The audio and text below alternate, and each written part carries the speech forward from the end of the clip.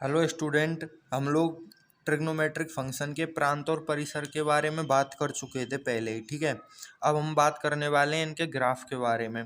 तो सबसे पहले हम ग्राफ स्टार्ट कर रहे हैं बाई बराबर साइन एक्स का। ठीक है, तो देखिए एक्स अक्ष जो है ना हमारा एंगल को बता रहा है, यानी थीटा की वैल्यू या एक्स की वैल्यू पाई/2, पाई 3 पाई/2 इस प्रकार से है। ठीक है, और जो बाई है ना वो हमारी साइन एक्स की वैल्यू को बता रहा है, यानी कि पूरे के पूरे साइन एक्स का मान क्या है। ठीक है, अब देखो यहाँ पे सबसे पहले स्टार्ट करते हैं हम थीटा बराबर 0 पे से। ठीक है, थीटा बराबर 0 पे से जब इधर चलेंगे तो थीटा बराबर पाई/2 आ रहा है। ठीक है, हम जानते हैं सर्कल में कि थीटा बराबर पाई/2 यहाँ पे है और साइन एक्स की जो वैल्यू है वो 1 दे रखी है। ठीक है, पहले हम ये सर्कल पढ़ चुके हैं, अगर आपने वीडियो नहीं देखी तो आप देख सकते हैं। ठीक है, तो पाई/2 पे साइन एक्स की जो वैल्यू है वो 1 आ रही है। ठीक है, यानी कि ये पाई/2 है, यहाँ पे साइन एक्स की वैल्यू है वो 1 आ रही है, यानी यहाँ पे आ रही है। तो ये जो हमारा ग्राफ है ना ये 0 से स्टार्ट होकर के और इस प्रकार से 1 पे पहुंच जाएगा। ठीक है, ये इस प्रकार से क्यों बनाया है, सीधा क्यों नहीं बनाया? इसलिए बनाया है क्योंकि बीच में पाई/2 से पहले पाई/6 और पाई/3 होते हैं ना, तो पाई/6 पे जो वैल्यू होती है ना साइन पाई/6, यानी कि साइन 30 की जो वैल्यू होती है वो 1/2 होती है, और यहाँ पे वैल्यू होती है 3√3/2। ठीक है, इस प्रकार से ये ग्राफ ऐसे जाएगा, ना कि सीधा जाएगा। उसके बाद हम बात करते हैं थीटा बराबर पाई की। ठीक है, थीटा बराबर पाई पे साइन की वैल्यू होती है 0, यानी कि जब थीटा हमारा पाई/2 से पाई जाएगा तो साइन की जो वैल्यू है वो 0 पे आ जाएगी दोबारा। ठीक है, उसके बाद थीटा बराबर 3 पाई/2 पे साइन की वैल्यू -1 हो रही है, यानी कि थीटा जब 3 पाई/2 होगा तो साइन की वैल्यू -1 पे हो जाएगी। इस प्रकार से ये -1 है, इसके बराबर में आ जाएगी। ठीक है, उसके बाद जब थीटा 2 पाई होएगा यानी कि दोबारा 0 होगा तो साइन की वैल्यू दोबारा 0 हो जाएगी, यानी कि थीटा जब 2 पाई होगा तो साइन की वैल्यू जो है दोबारा 0 हो जाएगी। इस प्रकार से जो है हमारा बाई बराबर साइन एक्स का ग्राफ बन जाएगा। 2 पाई के आगे सेम टू सेम यहाँ से ये स्टार्ट हो जाएगा, क्योंकि 2 पाई के बाद हम दोबारा उसी जगह पे आ जाते हैं, तो ग्राफ जो है दोबारा ऐसे ही बन जाएगा, इस प्रकार से इस प्रकार से। ठीक है, ऐसा कि ऐसा ही बिल्कुल। इधर पीछे की साइड देखते हैं, देखो -पाई/2 आ रहा है ना, 0 से -पाई/2, 0 ये रहा, -पाई/2 ये रहा। ठीक है, तो इधर जाएंगे हम तो वैल्यू हमारी -1 हो रही है, यानी कि वैल्यू जो है हमारी इस प्रकार से -1 हो रही है यहाँ पे। ठीक है, पाई पे जाएंगे हम, सॉरी -पाई पे जाएंगे तो -पाई ये रहा, हमारा वैल्यू 0 हो रही है, यानी कि फिर से जो हमारी वैल्यू है वो 0 पे पहुंच जाएगी। तो आप लोग देख रहे हैं कि इस प्रकार से सांप जैसा ग्राफ बन रहा है। ठीक है, जब हम आगे वालों को चेक करेंगे, यानी कि -3 पाई/2 और -2 पाई को जब हम चेक करेंगे तो वैल्यू हमारी 1 और 0 हो जाएगी, यानी कि -3 पाई/2 पे साइन की वैल्यू 1 हो जाएगी और -2 पाई पे साइन की वैल्यू फिर से 0 हो जाएगी। ठीक है, तो इस प्रकार जो है हमारा बाई बराबर साइन एक्स का ग्राफ बन जाएगा। इधर माइनस अनंत तक ग्राफ जा रहा है, इधर प्लस अनंत तक ग्राफ जा रहा है, क्योंकि हम पहले ही पढ़ चुके हैं कि साइन एक्स का जो प्रांत होता है ना वो होता है एक्स बिलोंग्स टू आर, यानी कि माइनस अनंत से प्लस अनंत तक, और जो बाई की वैल्यू होती है यानी साइन एक्स की जो वैल्यू होती है वो -1 और 1 के बीच में होती है, इससे ऊपर नहीं जाएगा और इससे नीचे नहीं जाएगा। ठीक है, तो ये ग्राफ बन जाएगा साइन एक्स का। अब देखो स्टूडेंट, बाई बराबर कॉस एक्स का ग्राफ कैसे बनता है हमारा। ठीक है, ये सर्कल है, थीटा बराबर जब 0 होता है तो कॉस की वैल्यू आगे वाला कोऑर्डिनेट हमको बताता है, यानी कि एक्स बराबर जब 0 होगा तो कॉस एक्स की वैल्यू 1 होगी, यानी कॉस 0 की मान 1 होता है। कॉस 0 का मान हमारा 1 होता है यहाँ पे। ठीक है, 1 इस प्रकार से यहाँ पे हम लिख देंगे, कॉस 0 की वैल्यू 1 होती है हमारी, तो ग्राफ जो है हमारा यहाँ से स्टार्ट होगा। उसके बाद कॉस 90 की वैल्यू हम जानते हैं, आपने 10वीं में भी पढ़ी होगी, 0 होती है। कॉस 90 की वैल्यू 0 होती है, तो ये ग्राफ ना 1 पे से सीधा 0 पे आ जाएगा इस प्रकार से। ठीक है, उसके बाद कॉस 180 डिग्री, यानी कि कॉस पाई की वैल्यू होती है -1, यानी कि ग्राफ जो है ना हमारा -1 पे इस प्रकार नीचे चला जाएगा, यहाँ पे -1 है। ठीक है, उसके बाद कॉस 3 पाई/2 की वैल्यू होती है 0, यानी कि ग्राफ हमारा यहाँ से फिर 0 पे चला जाएगा। उसके बाद आ रहा है कॉस 2 पाई, कॉस 2 पाई की वैल्यू होती है 1, यानी कॉस 0 की वैल्यू पे आ गए दोबारा हम। ठीक है, तो कॉस 2 पाई की वैल्यू होती है 1, यानी दोबारा जहाँ से स्टार्ट किया था ना वहीं पे आके पहुँच गए हम। इस प्रकार से आगे बढ़ता जाएगा। अब यहीं देखो, यहाँ से स्टार्ट किया था इतनी ऊंचाई पे से इतनी ऊंचाई पे आ गए हम दोबारा, फिर ऐसे ही ऐसे चलता रहेगा ये, ठीक है। पीछे भी जैसे साइन का चल रहा था ना सेम टू सेम, ऐसे ही ये भी इस प्रकार से चलता रहेगा। देखो -π/2 ये रहा हमारा, -π/2 पे कॉस की वैल्यू 0 हो रही है, यानी कि -π/2 पे जाते ही ये ग्राफ फिर से 0 पे आ जाएगा। उसके बाद -π पे वैल्यू जो होती है वो बिल्कुल पाई के बराबर ही होती है, यानी कि ये -1 हो रहा है तो इधर भी -1 हो जाएगा इस प्रकार से, ठीक है। उसके बाद 3π/2 पे 0 हो रहा है तो इधर -3π/2 पे भी ये 0 हो जाएगा, ठीक है। तो इस प्रकार से हमारा ग्राफ चलता रहेगा यहाँ पे। तो इस प्रकार से ये sin x का ग्राफ हो गया, ये cos x का ग्राफ हो गया। देखो स्टूडेंट, अब हम y बराबर tan x का ग्राफ स्टार्ट करते हैं, ठीक है, यानी कि tan थीटा का ग्राफ स्टार्ट करते हैं, ठीक है। सबसे पहले हमको पता होना चाहिए कि tan थीटा जो होता है वो होता है हमारे पास sin थीटा बटे cos थीटा, ठीक है, यानी tan x की वैल्यू होती है sin x बटे cos x, ठीक है। यानी कि sin x की वैल्यू में cos x का हमको यहाँ पे भाग देना है, ठीक है। अगर आपको sin x की cos x की वैल्यू यहाँ से भी आप देख सकते हैं या फिर इस वाले सर्कल से भी आप देख सकते हैं, ठीक है। तो हम दोनों तरीके से आपको बता देंगे। देखो सबसे पहले बात करते हैं हम 0 पे से स्टार्ट करेंगे, यानी थीटा की वैल्यू जब 0 होगी, यानी कि tan 0 का मतलब है sin 0 बटे cos 0। sin 0 की वैल्यू होती है 0, cos 0 की वैल्यू होती है 1, यानी कि हमारे पास आ गया 0, यानी कि tan 0 की वैल्यू 0 होती है, यानी कि ग्राफ हमारा 0 पे से स्टार्ट होगा यहाँ से, ठीक है। उसके बाद बात करते हैं π/2 की, ठीक है। 0 से लेके π/2 का मतलब होता है पहला चतुर्थांश।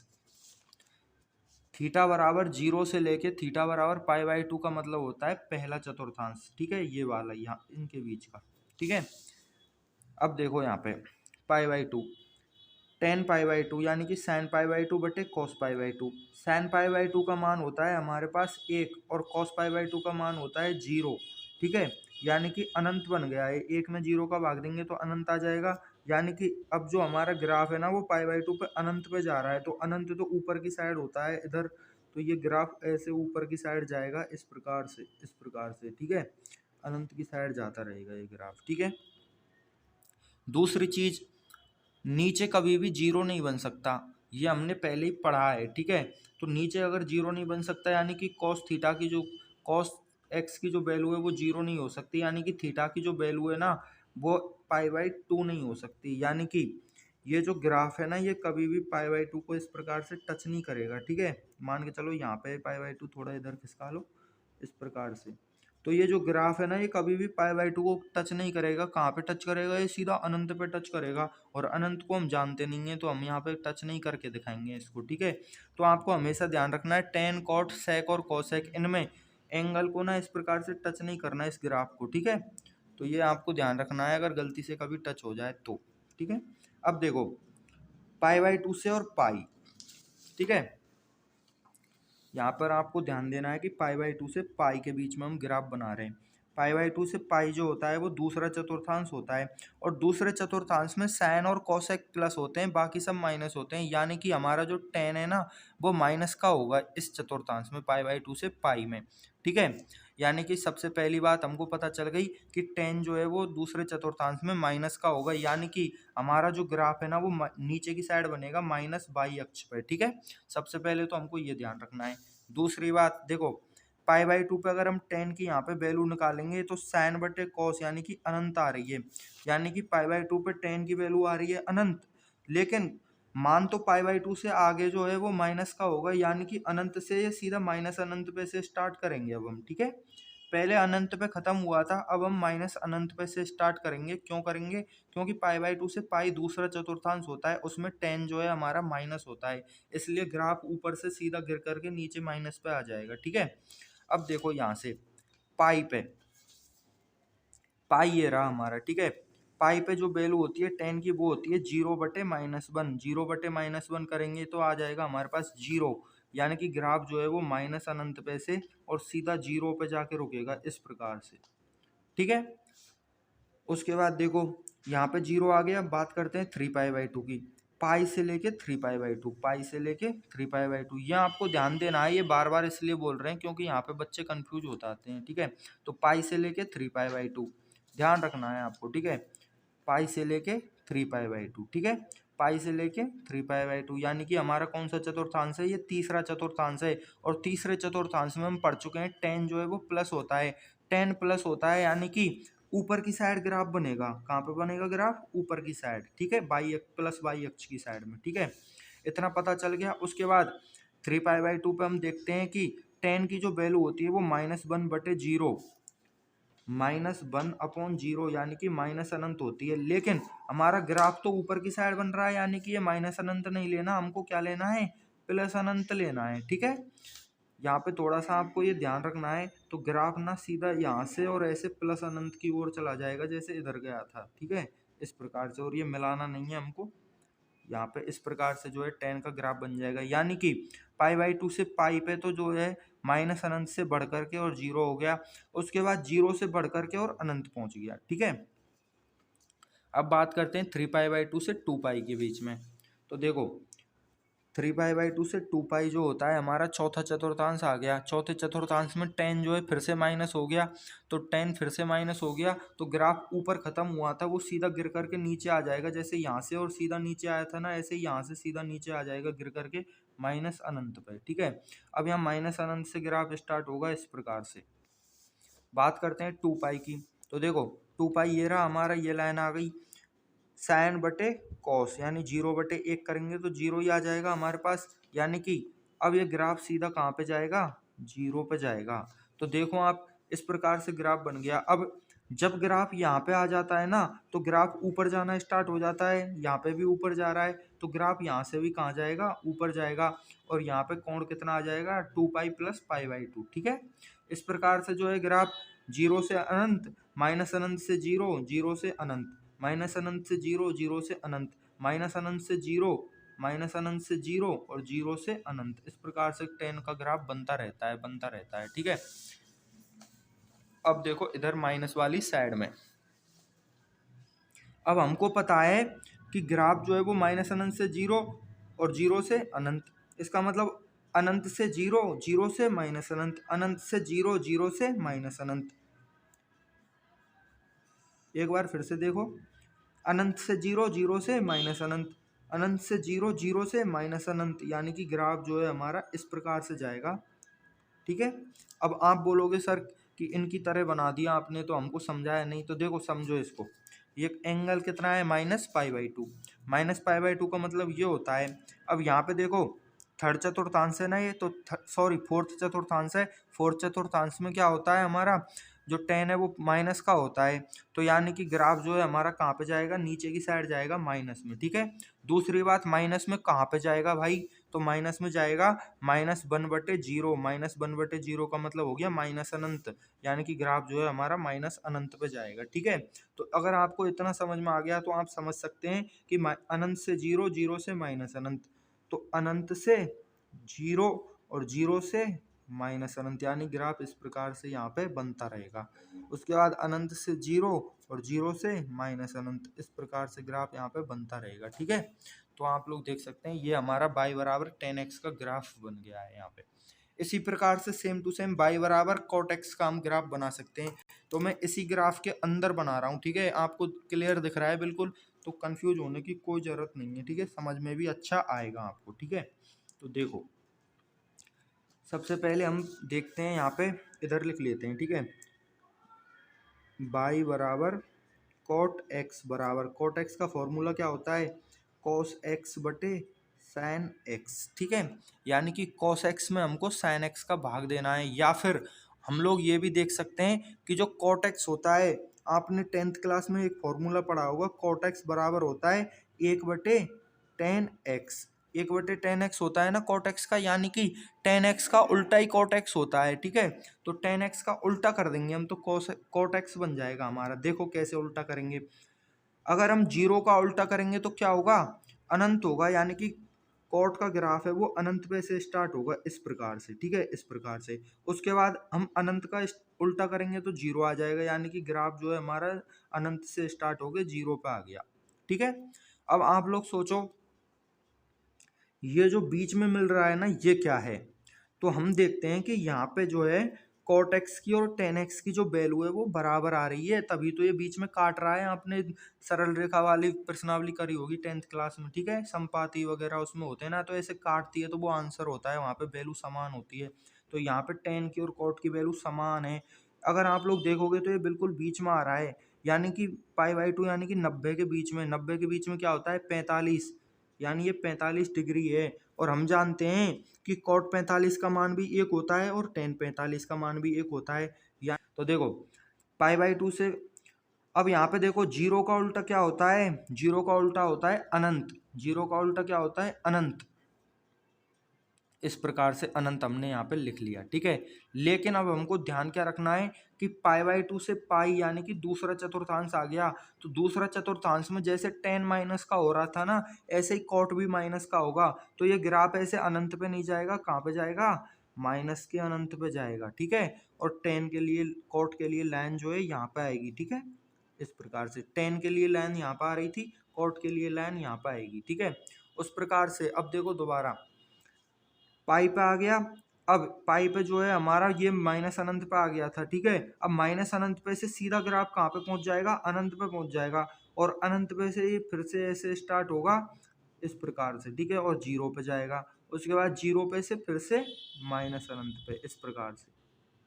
अगर आपको टेन का ग्राफ समझ में आ गया है ना, तो कॉट के ग्राफ को समझने में ना कोई दिक्कत नहीं है। तो ये ना आपको इस प्रकार से लगेगा। और ये आपको ना चित्र थोड़ा कंफ्यूजिंग सा लग रहा है क्योंकि इसमें दो दो ग्राफ एक साथ हो गए। तो ग्रीन वाला, अब इसमें कलर तो आपको दिख ही नहीं रहे, तो ये जो ग्रीन वाला है ना, ये तो हमारा कॉट एक्स के ग्राफ को बता रहा है, और जो ब्लू वाला है वो टेन एक्स के ग्राफ को बता रहा है, ठीक है। अगर आप इसको अलग से बनाना चाहें ना, तो देखो जल्दी से मैं अलग से भी आपको बना के दिखा देता हूँ, इधर छोटा सा ही, ठीक है, इस प्रकार से, ठीक है। कॉट अगर हम जीरो की वैल्यू निकालेंगे तो वो टेन जीरो के बिल्कुल उल्टी होती है। टेन जीरो की वैल्यू होती है जीरो, तो कॉट जीरो की वैल्यू हो गई अनंत। तो ग्राफ हमारा अनंत से स्टार्ट होगा। तो अनंत से स्टार्ट हुआ जीरो पे और जीरो से चला गया माइनस अनंत पे। उसके बाद अनंत से स्टार्ट हुआ जीरो पे और जीरो से चला गया माइनस अनंत पे, ठीक है। एंगल कैसे लिखेंगे, देखो जीरो से पाई/2, पाई/2 से पाई यानी कि यहाँ पे लाइन खींच के और ऐसे पाई आ जाएगा। पाई से 3π/2 यानी कि यहाँ पे आ जाएगा 3π/2।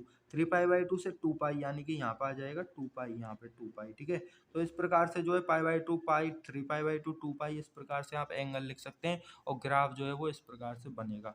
बुक में जो है आप चित्र अच्छे से देख सकते हैं, आपको बस समझना है, ठीक है। तो समझ गए होंगे मेरे को लगता है ऐसा। आगे हम देखते हैं सेक एक्स और कोसेक एक्स के ग्राफ, ठीक है। देखो स्टूडेंट, अब हम बनाने जा रहे हैं बाई बराबर सेक एक्स का ग्राफ यानी सेक थीटा का ग्राफ, ठीक है। अब देखो स्टार्ट करते हैं, ठीक है। तो यहाँ पे हम लिख लेते हैं सबसे पहले, देखो ताकि आपको जो दिख जाए। देखो यहाँ लिख लेते हैं सेक थीटा बराबर होता है 1/cos थीटा, यानी cos थीटा का उल्टा ग्राफ बनेगा, ठीक है। अब देखो उल्टा ग्राफ क्या मतलब, cos थीटा की वैल्यू का उल्टा बनेगा, ठीक है। अब देखो यहाँ पे हम ना, अब आपको वो सर्कल नहीं दिखाएंगे, डायरेक्ट ही cos थीटा की वैल्यू बताते जाएंगे और ग्राफ बनाते जाएंगे, ठीक है। तो हम जानते हैं cos जीरो की जो वैल्यू होती है वो कितनी होती है, 1 होती है, 10वीं क्लास में पढ़ चुके हैं, ठीक है। तो cos जीरो की वैल्यू 1 होती है, तो sec जीरो की वैल्यू भी कितनी हो जाएगी हमारी, 1 ही हो जाएगी। यानी कि हमारा ग्राफ यहाँ से स्टार्ट होगा 1 पे से, ठीक है।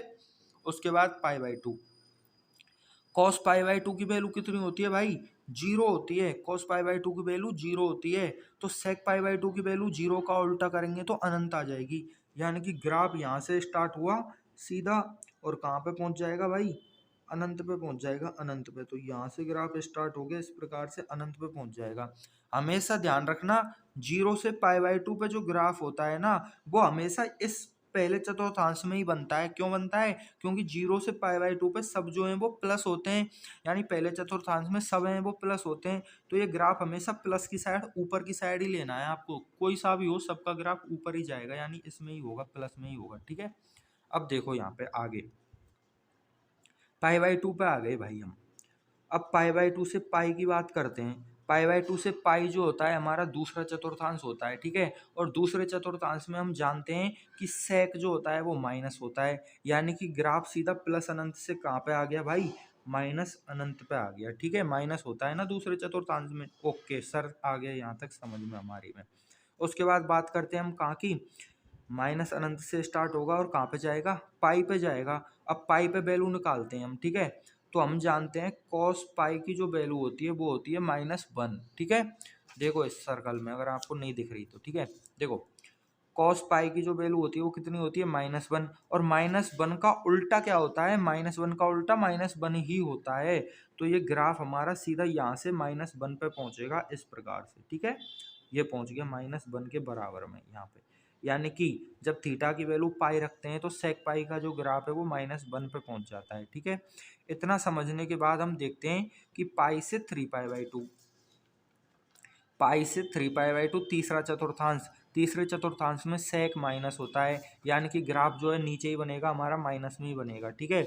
उसके बाद देखो 3π/2 है ना, तो 3π/2 पे अगर हम सेक की वैल्यू निकालेंगे तो सेक की वैल्यू यहाँ कॉस की तो 0 आ रही है, तो सेक की कितनी हो जाएगी, अनंत हो जाएगी। सेक की वैल्यू कितनी हो जाएगी, अनंत हो जाएगी। लेकिन ग्राफ तो माइनस में बनेगा तो प्लस के अनंत नहीं होगी भाई, माइनस के अनंत होगी, ठीक है। तो ये ग्राफ प्लस के अनंत पे नहीं जाएगा, कहाँ जाएगा, माइनस के अनंत पे, यानी यू टर्न ले लिया इसने भाई, ठीक है। तो ये इस प्रकार से हम यहाँ पे लाइन खींच देते हैं कि ये अनंत पे जा रहा है और टच नहीं हो रहा है, ठीक है, माइनस अनंत। इस प्रकार से ग्राफ बन गया और 3π/2 पे हम आ चुके हैं।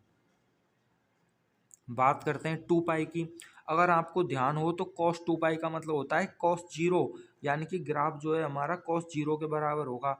और cos 0 की वैल्यू होती है 1, यानी cos 2π की वैल्यू होती है 1। और 1 का उल्टा क्या होता है, 1 का उल्टा 1 ही होता है, ठीक है। यानी कि हमारा जो 2π पे ग्राफ है वो कहाँ पे रहेगा, 1 पे रहेगा। 2π पे ग्राफ रहेगा कहाँ पे, 1 पे। अब आप लोग देखोगे कि हमने ग्राफ यहाँ पे खत्म किया था, तो यहाँ से सीधा यहाँ नहीं पहुंच सकता, यहाँ से सीधा कहाँ पहुंचेगा, पहले यहाँ पे पहुंचेगा ऊपर ऐसे लाइन के। ये लाइन इसीलिए खींची हुई है कि ग्राफ जो है वो माइनस अनंत से सीधा कहाँ पहुंच गया है, प्लस अनंत पे पहुंच गया है, यहाँ पे प्लस अनंत पे, ठीक है। अब ये प्लस अनंत पे क्यों पहुंचा है वो आपको हम बताते हैं। तो देखो 3π/2 से और 2π पढ़ रहे हैं, 3π/2 से 2π पढ़ रहे हैं, तो 3π/2 से 2π पे सेक क्या होता है, प्लस का होता है। तो प्लस का होता है तो ग्राफ माइनस अनंत पे से सीधा कहाँ पहुंच गया, प्लस अनंत पे पहुंच गया। तो अब ये ग्राफ प्लस अनंत पे से स्टार्ट होगा और 2π पे हमने अभी देखा था वैल्यू हो रही थी 1, तो ये प्लस अनंत से कहाँ आ जाएगा, सीधा 1 पे आ जाएगा, ठीक है। अब देखो ग्राफ यहाँ से स्टार्ट हुआ था, यहीं पे आ गया, तो अब दोबारा ऐसे ही ऊपर चला जाएगा इस प्रकार से, ठीक है। अब देखो यहाँ आ गया, यहाँ के बाद ऐसे लाइन खिंचेगी, यानी इस प्रकार से ऐसे लाइन खिंच जाएगी और ग्राफ नीचे से स्टार्ट हो जाएगा, जैसे यहाँ से स्टार्ट हुआ था, ठीक है। तो इस प्रकार से ग्राफ स्टार्ट हो जाएगा।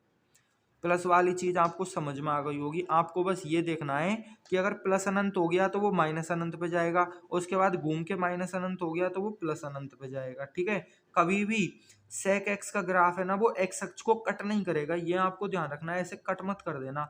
क्यों नहीं करेगा एक्स अक्ष को कट, क्योंकि अगर एक्स अक्ष को कट करेगा ना तो देखो सेक एक्स यानी एक्स अक्ष को कट कर रहा है, तो सेक की वैल्यू कितनी हो रही है हमारी, 0 हो रही है। अगर सेक की वैल्यू ही 0 हो गई तो हमने पढ़ा था इसका क्या, परिसर पढ़ा था, परिसर आया था हमारा -1 और इधर minus infinity union 1 to infinity, ठीक है। तो इसमें कहीं पे भी 0 आ रहा है क्या, नहीं आ रहा, ये -1 से अनंत है और ये 1 से अनंत है, ये -1 से माइनस अनंत है। तो कहीं पे भी सेक की वैल्यू 0 आ रही है क्या, नहीं आ रही, तो ये रेंज ही गलत हो जाएगा अगर 0 हो गया तो। इसलिए कभी भी ग्राफ जो है कट नहीं करेगा, तो इसका आपको ध्यान रखना है, ठीक है।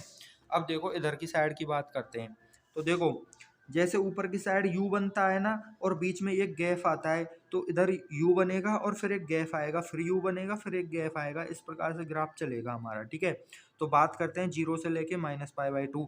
0 से लेके -π/2 पे चौथा चतुर्थांश होता है और चौथे चतुर्थांश में सेक प्लस होता है, तो ये सीधा कहाँ पे जाएगा भाई, प्लस में जाएगा, अनंत पे, ठीक है। हमने आपको बताया है कि जब भी ग्राफ प्लस अनंत पे पहुंच जाए तो प्लस अनंत पे जाने के बाद सीधा कहाँ पे गिर जाता है, माइनस अनंत पे। तो ये अभी प्लस अनंत पे से सीधा कहाँ आ जाएगा, माइनस अनंत पे आ जाएगा। उसके बाद -π/2 से पाई, -π/2 से पाई होता है हमारा तीसरा चतुर्थांश और तीसरे चतुर्थांश में ग्राफ माइनस होता है, तो ये माइनस अनंत पे से कहाँ पहुंच जाएगा, -1 पे पहुंच जाएगा, ठीक है। अब बात करते हैं कि अब यह -1 पे तो आ गया, ये -π पे, ठीक है। अब ये -π पे से जाएगा कहाँ, तो देखो आगे एंगल कौन सा है, -3π/2, ठीक है। -3π/2 ये रहा। कॉस की वैल्यू हमारे पास 0 है, तो 0 का उल्टा करेंगे तो अनंत हो जाएगा, यानी ग्राफ कहाँ पे जाना चाहिए, ऐसे ऐसे करके अनंत पे जाना चाहिए, अनंत पे। लेकिन -π से और -3π/2 दूसरा चतुर्थांश होता है, और दूसरे चतुर्थांश में सेक जो है ना वो माइनस का होता है, यानी कि ये प्लस के अनंत पे नहीं जाएगा, कहाँ पे जाएगा, माइनस के अनंत पे जाएगा, ठीक है, माइनस के अनंत पे। तो स्टूडेंट आपको ना हमने काफ़ी समझा दिया है, अगर आपको अब भी समझ में नहीं आ रहा तो आप ना दूसरे टीचर की वीडियो देख लेना, ठीक है। देखो अब आगे देखते हैं। जैसे ये ऊपर यू बना था, इसी प्रकार से यहाँ पे भी ऐसे यू बन जाएगा, ऐसे फिर नीचे यू बन जाएगा। आपको हमेशा ध्यान रखना है कि नीचे भी एक एक गैप आता है, देखो यू फिर गैप फिर यू फिर गैप फिर यू फिर गैप, ऐसे ही ऊपर you gap you gap you gap, इस प्रकार से जो है यहाँ पर हमारा ग्राफ बनता है सेक एक्स का। कोसेक एक्स का ग्राफ भी ना बिल्कुल सेम टू सेम है, इसी चित्र में हम आपको बता रहे हैं, क्योंकि ये पेज ना पूरा हो गया है और फिर से यहाँ लाइन वगैरह खींचनी पड़ेंगी। अगर जिसके ये समझ में आ गया होगा तो कोसेक एक्स का भी इजीली समझ में आ जाएगा, ठीक है। तो देखो साइन जीरो की वैल्यू होती है 0, तो कॉस जीरो की वैल्यू कितनी होगी, अनंत, यानी कि ग्राफ हमारा अनंत से स्टार्ट होगा। तो सबसे पहले तो ग्राफ अनंत से स्टार्ट करते हैं यहाँ से, ठीक है। इतना होने के बाद यहाँ पे देखो साइन π/2 की वैल्यू होती है 1, और 1 का उल्टा क्या होता है, 1 ही होता है, यानी ग्राफ जो है वो अनंत पे से कहाँ पे जाएगा, 1 पे जाएगा, इस प्रकार से, ठीक है। अब हमको पता है कि ऊपर की साइड तो हमेशा यू बन रहा है सेक में, तो जैसे सेक में यू बन रहे हैं ना, ऐसे ही सेम टू सेम कोसेक में भी यू बनेंगे, तो इस प्रकार से यू बन जाएगा, ठीक है। यानी कि π/2 से पाई पे जो ग्राफ है ना दोबारा कहाँ पहुंच जाएगा, प्लस अनंत पे पहुंच जाएगा, किसका, कोसेक एक्स का ग्राफ, ठीक है। अब ये इस प्रकार से यू पहुंच गया। अब आप लोग देखोगे ना तो यहाँ पे ना आपको इन चित्र में ही कंफ्यूजन हो जाएगा, तो दूसरा ही बनाना पड़ेगा हमको लग रहा है, ठीक है। तो एक सेकंड रुको, अभी बनाते हैं। तो देखो अब हम कोसेक एक्स का ग्राफ स्टार्ट करते हैं, बाई बराबर सी, देख नहीं रहा, बाई बराबर कोसेक एक्स, ठीक है। कोसेक एक्स का जो है हम ग्राफ स्टार्ट करने वाले हैं यहाँ पे, ठीक है। तो देखो